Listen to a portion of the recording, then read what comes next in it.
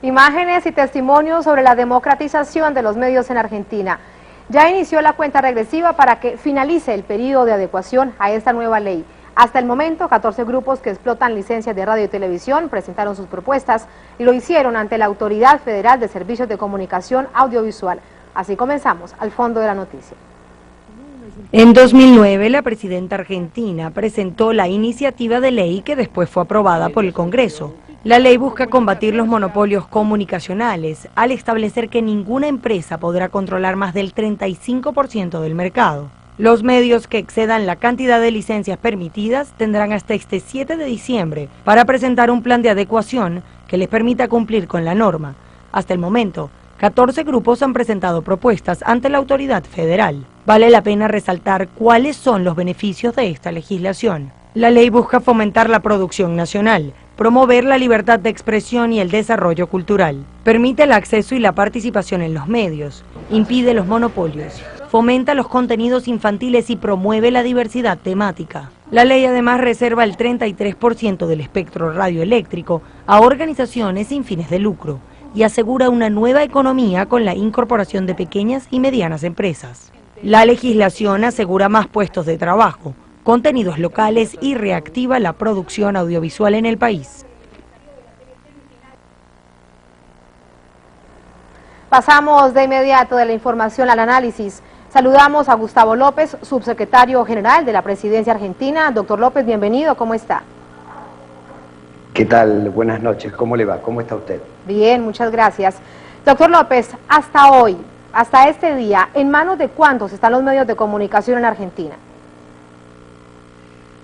Básicamente hay un grupo que es el Grupo Clarín que controla el 60% de las audiencias y el 60% de la pauta publicitaria. Es el principal grupo de la Argentina.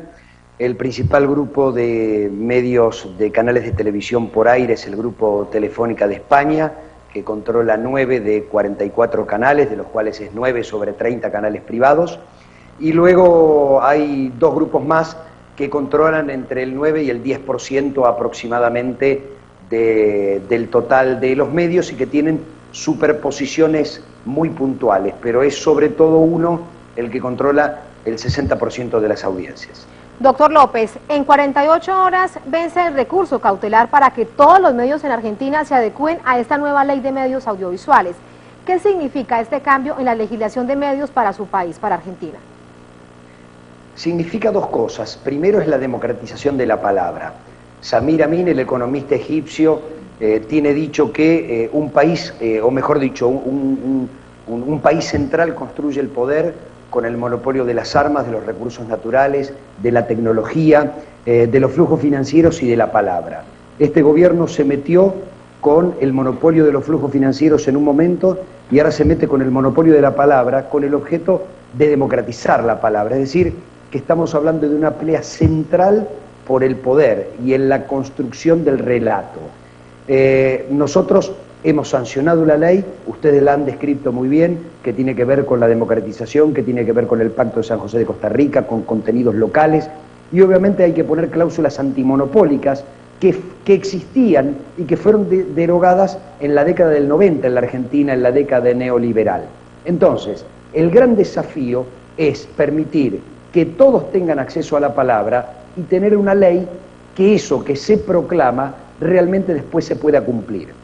Y hay un segundo desafío que tiene que ver ya con la gobernabilidad y con las instituciones, porque esta es una ley que aprobó el Congreso, que avaló la Corte Suprema, que reglamentó el Poder Ejecutivo, es decir, los tres poderes constitucionales se enfrentan, no solo el gobierno, a un poder de facto, un poder económico que desafía la Constitución y dice yo no cumplo, presionando a la justicia.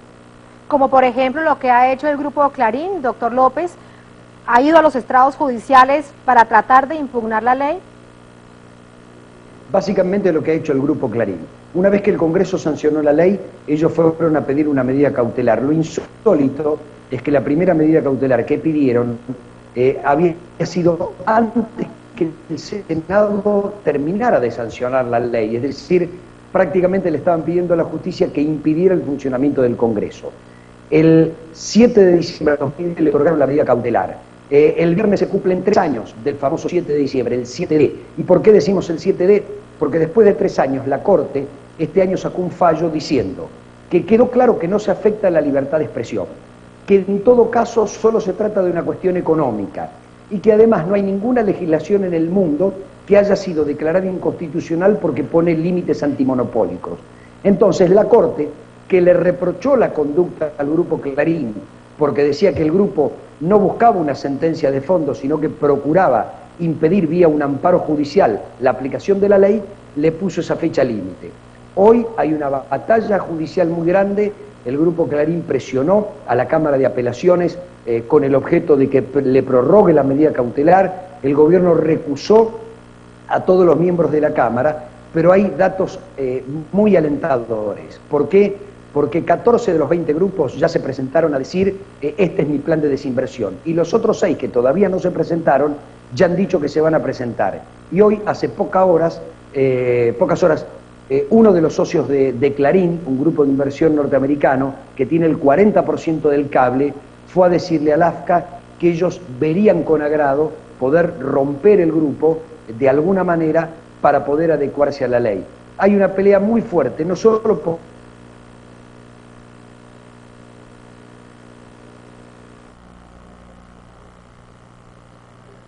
por la presión de las corporaciones. Doctor López, perdimos por segundos la señal.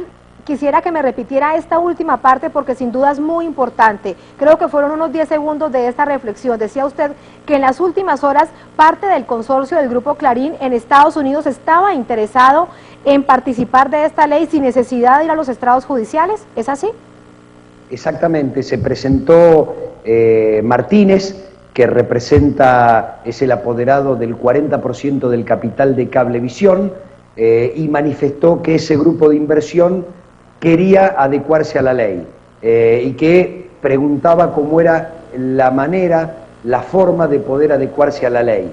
Entonces yo digo que estamos en un momento fundamental, no solo por la aplicación de una ley que democratiza la palabra, sino por qué tipo de democracia tiene Argentina, y nos está mirando toda América Latina. Digo, lo que está pasando en la Argentina con los grupos económicos es lo mismo que pasa en otros países de América Latina. A nuestras democracias las llaman autoritarias y populismos, cuando en realidad son verdaderas democracias que representan y defienden los intereses de la gente que los votó. En cambio, si uno gobernara en beneficio de las corporaciones y de la libertad de mercado y manejados por los grupos económicos como democracias tuteladas, bueno, para esos grupos seríamos democracia. Entonces hay una pelea de fondo por el concepto de la democracia, si es la representación del pueblo o no. Mire, le cierro este concepto con una frase del director del diario La Nación de la Argentina que hizo en Brasil. Dijo que Argentina vivía la dictadura de los votos. Y yo le contesté al director del diario La Nación, Bartolomé Mitre, le dije, de Rousseau para acá, votar es democracia, la dictadura es otra cosa. Doctor López, brevemente a punto de finalizar, quiero preguntarle, ¿qué pasará después del 7 de diciembre? ¿Qué pasará con los puestos de trabajo? ¿Qué pasará con esos medios de comunicación? Brevemente a punto de finalizar. Son muchas preguntas, pero bueno, corto tiempo para responder a esta inquietud.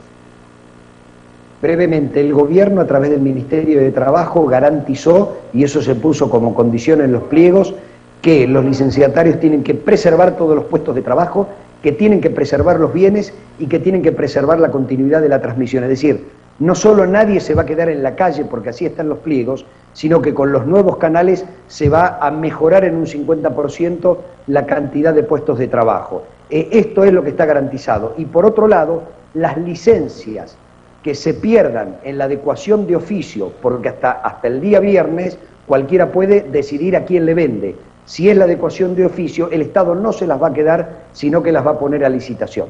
Doctor López, muchísimas gracias por acompañarnos en Al Fondo de la Noticia. Buenas noches. Gracias a ustedes.